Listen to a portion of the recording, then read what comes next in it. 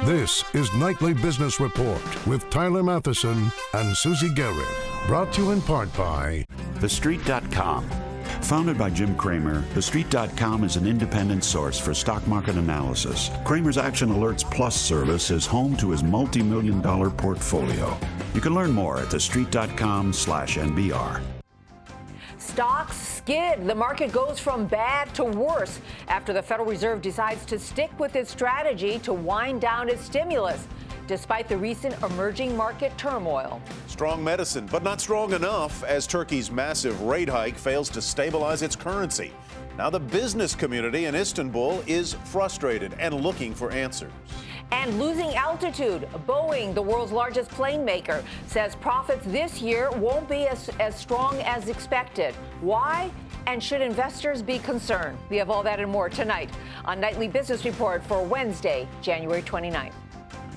Good evening, everyone, and welcome. The weather outside continues to feel like, well, January, and why not? It is January, but inside in trading rooms and on computer screens all across the country, it feels more like November. Specifically, today's closing stock market numbers do. The Dow had its lowest close since November 7th. The S&P 500 since November 12th. Trading was choppy, volatility high. Ongoing worries about emerging market economies and currencies contributed to the slide, and so did a downbeat outlook from the Dow component, Boeing. But the third part of the triple whammy came from the Federal Reserve. Its policy setters announced a further $10 billion reduction in its bond-buying stimulus program. On the day, the Dow fell more than 1% to 15,738. The Nasdaq also tumbled 1% to 4,051, and the S&P said, "Me too, count me in," for 1%, finishing at 1774. Moving the other way, though, natural gas, it finished at a four-year high, up 10%. As Tyler just said, the Federal Reserve stuck to its plan to trim back its bond buying program. Wrapping up a two-day policy meeting and Ben Bernanke's last one as chairman of the Fed, the central bank seemed unfazed by the recent upheaval in emerging markets and the stock sell-offs on Wall Street. Hampton Pearson reports. Neither recent emerging market currency turmoil in Turkey and elsewhere, nor the disappointing December jobs report was enough to get the Federal Reserve to change its mind about trimming its bond buying program. At Ben Bernanke's last meeting as chairman of the Federal Reserve, monetary policy makers were unanimous in their decision to reduce purchases by another $10 billion to $65 billion per month starting in February. Leading analysts were not surprised. I couldn't see any real way that they would have stopped the process because of some increased volatility in EM and the recent selling in the S&P. It just didn't make a lot of sense. The economy appears to be a mixed bag for monetary policymakers. On the positive side, growth and economic activity picked up in recent quarters, with both business investment and household spending improving. But there are notes of caution about the mixed job market indicators and a housing recovery that has slowed somewhat in the Fed's view. This is more of a macro strategy the Fed's trying to employ. I think that they're just trying to get out of the center stage here with quantitative easing and, go back to their traditional monetary policy. Monetary policymakers say they won't make big moves until there's economic data there to back them up. Janet Yellen officially becomes Fed chair this weekend. The next meeting of the Open Market Committee happens in mid-March. For Nightly Business Report, I'm Hampton Pearson in Washington. Joining us now to talk more about what's next for the Fed and the U.S. economy is Alan Blinder. He's former vice chairman of the Board of Governors at the Federal Reserve and is now a professor of economics and public affairs at Princeton. Mr. Blinder, welcome and welcome back. Good to be here. Is the Fed doing the right thing at the right pace, and can the economy continue to expand even as the stimulus recedes? Let me take the second question first. The economy can continue to expand. I mean, the Fed is doing what it can with quantitative easing, but nobody, including the Fed, thinks this is of first-order importance in how fast the economy is growing. We're talking, the decimal point or beyond the decimal point. So, yes, it can keep growing with the Fed withdrawing stimulus. Is it doing it at exactly the right time, exactly the right pace? Nobody knows the answer to that. I have to admit to some sympathies with Eric Rosengren, who dissented last time when the Fed started on the grounds they were starting a little too easy. But this is a close call. It's not a very big difference one way or another. So, Alan, the Fed tapers, which is pretty much what the markets were expecting, and we see that bond prices go up and the stock market goes down. What is that telling us? It tells me that this is not because of a surprise at the Fed. I think everybody on the planet that follows the Fed was expecting the Fed to say and do more or less exactly what it said and did. So you didn't get any surprise from Constitution Avenue. There is negative economic news, if you interpret it the right way, coming out of the emerging markets. Frankly, as I look at it, and I think as the Fed looks at it, it's hard to see what's going on in Turkey and Argentina and elsewhere as damaging the growth prospects of the United States in any serious way or affecting U.S. inflation in any serious way. So the Fed looks at that and thinks, it's too bad for these countries. It'd be nicer if it was better, but it's not really that relevant to the United States. I was going to ask you about the emerging markets, but you've already answered it. So I'll turn to the question of inflation versus deflation. Which is a bigger risk right now? Probably inflation by a very narrow margin. I don't think we're much worried. We have had some episodes in the last several years where deflation started looking like a real worry, and maybe that'll come back, but it doesn't look that way now. On the other hand, inflation is running below the Fed's target, so I don't think they're very worried about, when we say inflation, we usually mean inflation that goes too high. I don't think they're very worried about that right now, at least most of them. The Fed superhawks are always worried about inflation. Alan, let me ask you that question a different way, because some people have been saying that Janet Yellen, as a new Fed chair, will have to focus more on inflation than on jobs. What is your thought on that?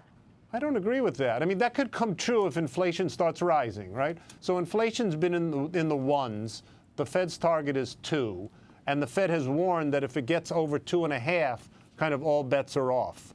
But that seems remote. Look, it's not impossible. It could happen, but it seems remote. So I don't think, at least early in Janet Yellen's tenure as Fed chair, she's going to be worried about combating inflation. I think she's going to be more worried about a kind of a soggy labor market, despite the fact that the unemployment rate keeps going down. Give me a final thought, if you wouldn't mind, on the tenure of Ben Bernanke. What will his legacy be? How will he be remembered?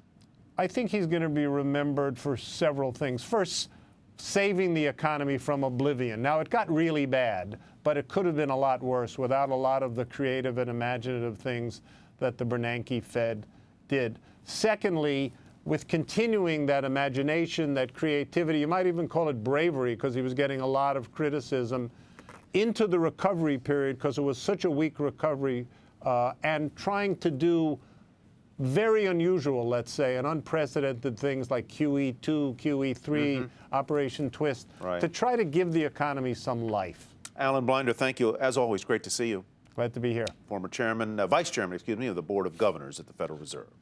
More now on the crisis in Turkey. Despite a massive hike in interest rates that we told you about last night, the struggling Turkish lira failed to make sizable gains today. Business owners are now hoping for some stability in the Turkish economy. Michelle Caruso-Cabrera has more from Istanbul. Adnan Delkagrian sold $150 million worth of industrial air conditioners last year. He imports the parts for those air conditioners from all over the world. Germany, Finland, Italy. He's frustrated, though, because those overseas parts are costing him more nearly every single day. His country's currency, the Turkish lira, in a steady decline since May and now down 30%. Aaron Killick, who runs a textile business, is in the same boat. His most trusted work tool lately, an app on his phone which helps him monitor the lira. Every day we check the currencies, it's going up. You see, 2 hours that you come here, it was 270. Yeah. Now 221. How often are you checking the currency? For the last month, every hour. Every hour? Every hour. Wow. That big an impact? The Turkish lira initially got stronger after Turkey's central bank held an emergency meeting late in the night and raised interest rates by as much as 5 percentage points. A huge move in a world accustomed to central banks moving by 0.25% or 0.5% at the most. The country's finance minister appeared on national television to say the hike in interest rates wouldn't necessarily hurt the economy and that it was important for the central bank to act independently. The hike in rates came despite pressure from the country's prime minister, Recep Erdogan, who fears a rise in rates will hurt the economy before key elections in March. Today, he blamed an international conspiracy of bankers and the media for the country's current financial troubles. Back at his textile plant, Aaron Killig doesn't want to blame anyone. He just wants to get back to focusing on his business rather than on the currency. Because the fluctuation, just decision that you have to make, you have to buy US dollar, you have to just make investments. So every day you have to check it with your business investment. A business investment in a tenuous place at a tenuous time. For Nightly Business Report, Michelle Caruso Cabrera, Istanbul, Turkey. Earlier, we told you about Boeing's weaker forecast for the year ahead. Despite wrapping up a record year for aircraft deliveries and orders, Boeing was the biggest decliner in the Dow today, falling more than 5% on that lower outlook, accounting for about a quarter of the Dow's drop today. So why the stormy skies ahead for the aircraft maker? Phil LeBeau has our report. After a 2013 that went from very bad to very good, investors in Boeing are wondering if the aerospace giant is losing altitude. Shares of Boeing, which soared over the last 12 months, got clobbered when the company said 2014 earnings would come in 5 to 7% below analyst expectations. Why the difference? Boeing says its cash flow will be hit by greater taxes, a one-time signing bonus to members of the machinist union, and other factors. Boeing may be cautious about its earnings this year, but it's still expecting to deliver a record number of new planes. Leading the way, the 737. By mid-year, Boeing will crank out 42 per month. Meanwhile, the company is still wrestling with challenges building the 787 Dreamliner at its plant in Charleston, South Carolina. As for Boeing's next plane, the 777X, planning is underway for where that plane will be assembled. It'll be in the Seattle area, following a new 10-year labor contract between the machinist union and Boeing. We're exiting a period where every few years we had a dramatic event. And we're entering a period of 10 years of stability. Keep in mind, Boeing's backlog of orders stands at an all-time high of $441 billion, which means on some models, airlines placing new orders may not be flying those planes until the end of the decade. Phil LeBeau, Nightly Business Report, Chicago. And still ahead, President Obama is creating a new way to save for retirement. But how does it work, and will it encourage more people to start building a nest egg?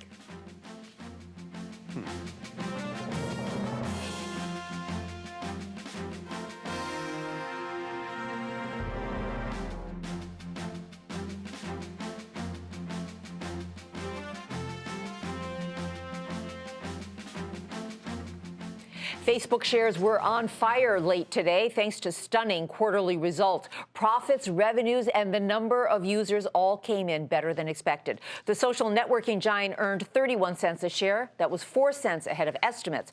Revenue in the fourth quarter shot up 63%, topping forecasts, as revenue from mobile advertising now accounts for more than half of total sales. In after-hours trading, Facebook shares surged as much as 8%. Sheila Dharmarajan joins us now from the NASDAQ exchange with more on Facebook. So, Sheila, as you've looked over all the numbers, what's the one big takeaway you see in this report?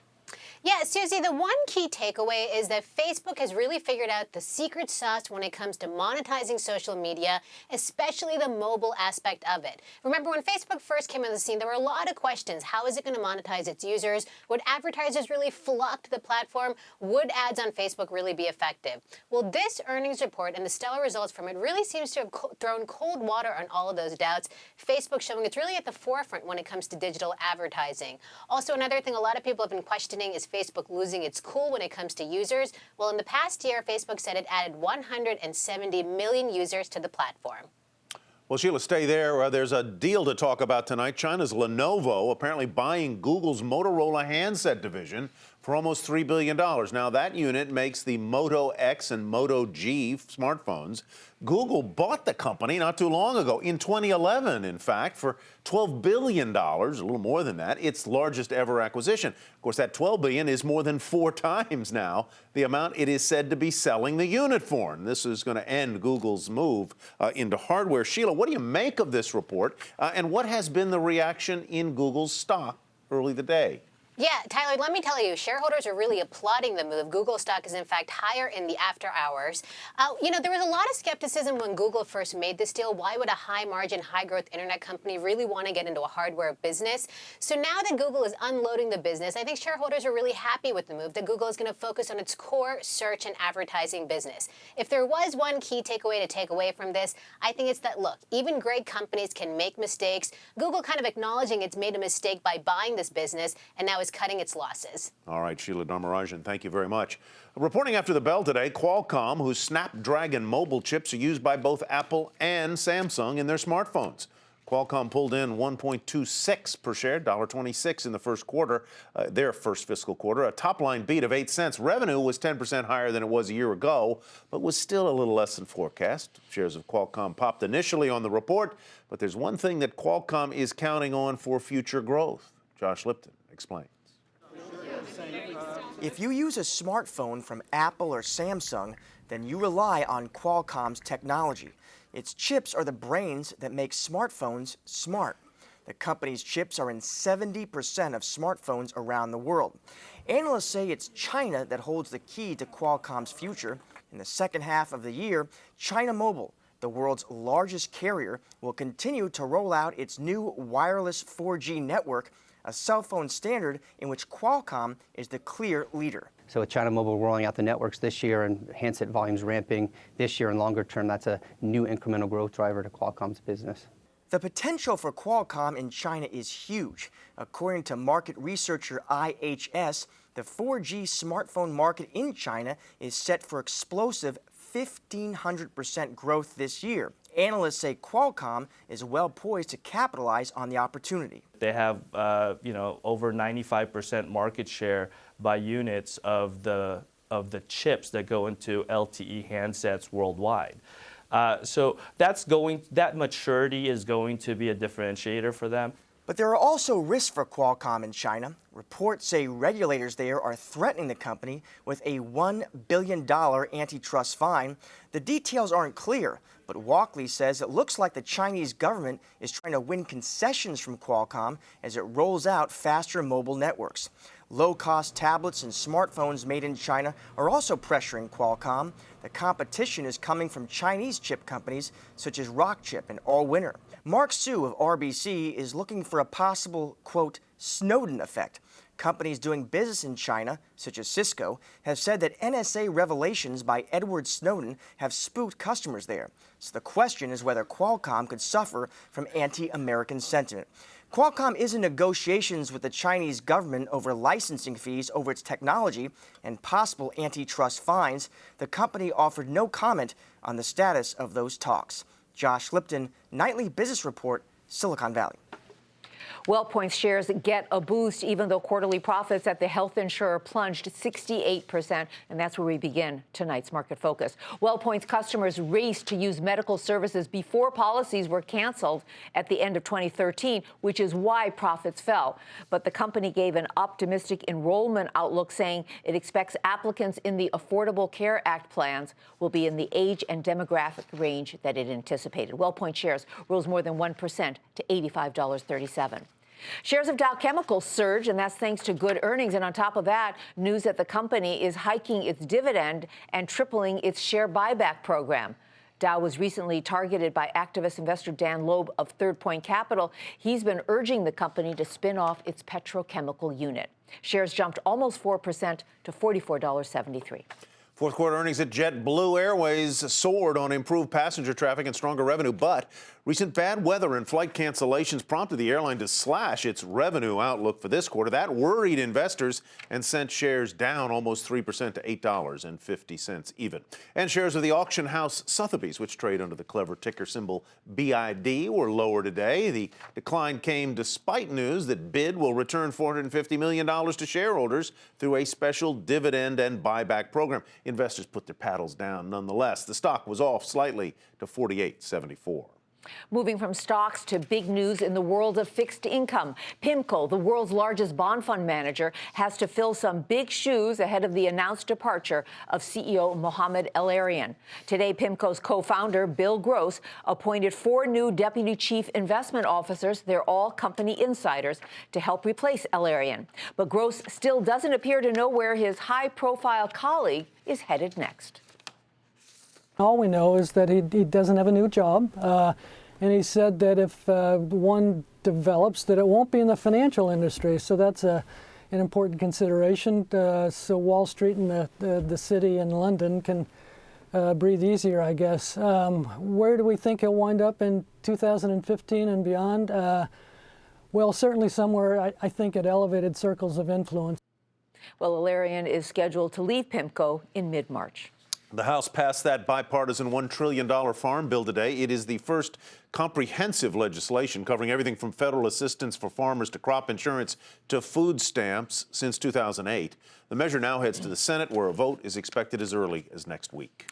A lot of talk and curiosity today about President Obama's proposal for a new, simpler way for Americans to save for retirement. In his State of the Union address last night, the president announced a retirement savings plan that he called My RA. Sharon Epperson explains how it works. On a visit to a western Pennsylvania steel plant, President Obama today signed an executive order creating a new plan designed to give those with no retirement savings and no workplace retirement plan a place to start. The president first announced the program called My RA in his State of the Union speech, and today he hit the road to promote it. Those of you who don't have a 401k on the job, don't have a pension on the job, don't have a mechanism to start saving, especially young workers, you can get started now. And in an emergency, you can withdraw contributions without paying a penalty, so it's a pretty good deal. As long as your 2014 income is less than $129,000, $191,000 for married couples, you can contribute to a My RA. It'll work like a Roth IRA. Earnings and contributions grow tax-free, and you can withdraw contributions tax-free too. For savers worried about the volatility in the financial markets, the money you put into a My RA, your principal, is protected, guaranteed by the U.S. government, and invested in the Government Securities Investment Fund, which is currently available to federal workers. You can open a My RA through your employer with as little as $25. Once your balance reaches $15,000, you can roll it over into a privately managed IRA. $25 as an initial investment here isn't going to make or break someone's retirement account, but what it's going to do is it's going to start the ball rolling early on. It can encourage healthy savings habits. Some say the new plan would be more effective if paired with automatic savings options. And the big question is, how many employers will want to offer the My RA? This is a good idea if it's paired with some other policy proposals that are out there that make it more attractive for employers to offer retirement savings plans. And we do have to pay attention to what employers need. The Treasury Department says a pilot My RA program will launch with an initial set of companies by the end of the year and will later be offered to more workers through their employers. For Nightly Business Report, I'm Sharon Epperson. Well, coming up, as football fans converge on the New York City region for the Super Bowl, many homeowners are finding ways to cash in on the big game.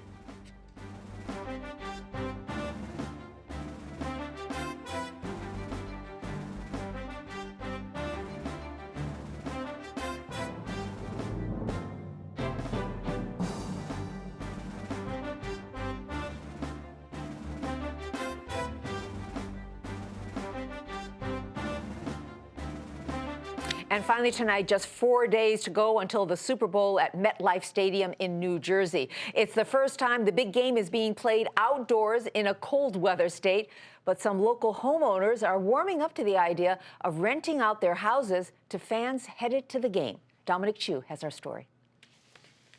New York and New Jersey homeowners are hoping to cash in on the Super Bowl in the Garden State.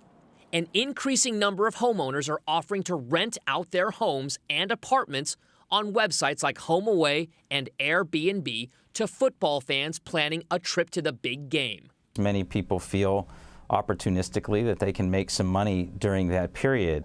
Homeowner Peter Tishy is charging $1,000 per night to rent his home. That's $600 more than what he usually charges. The hotels and the motels are going to be completely booked in this area.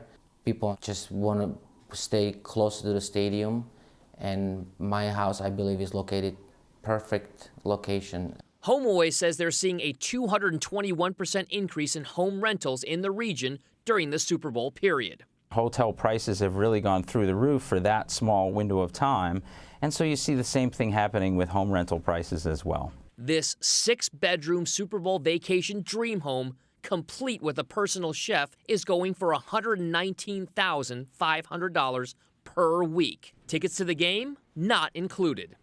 TripAdvisor estimates that fans staying at hotels within 10 miles of the stadium can expect to pay more than $400 per night. That is, if they can still find a room. A typical 3 to 4 bedroom house might sleep up to 6 people. People also have a kitchen so they can save money on food. At nighttime, instead of being distributed into different hotel rooms, they have a place that they can gather. Factors like that make renting a house an appealing option for many, especially for those traveling in groups. For Nightly Business Report, I'm Dominic Chu. Just got to get the tickets. Yeah, I got to get the tickets. That's Nightly Business Report for tonight. I'm Susie Guerra. Thanks for joining us. And I'm Tyler Mathisen. Thanks from me as well. Have a great evening, everybody. We'll hope to see you back here tomorrow night. Nightly Business Report has been brought to you in part by TheStreet.com. Founded by Jim Cramer, TheStreet.com is an independent source for stock market analysis. Cramer's Action Alerts Plus service is home to his multi-million-dollar portfolio. You can learn more at TheStreet.com/NBR.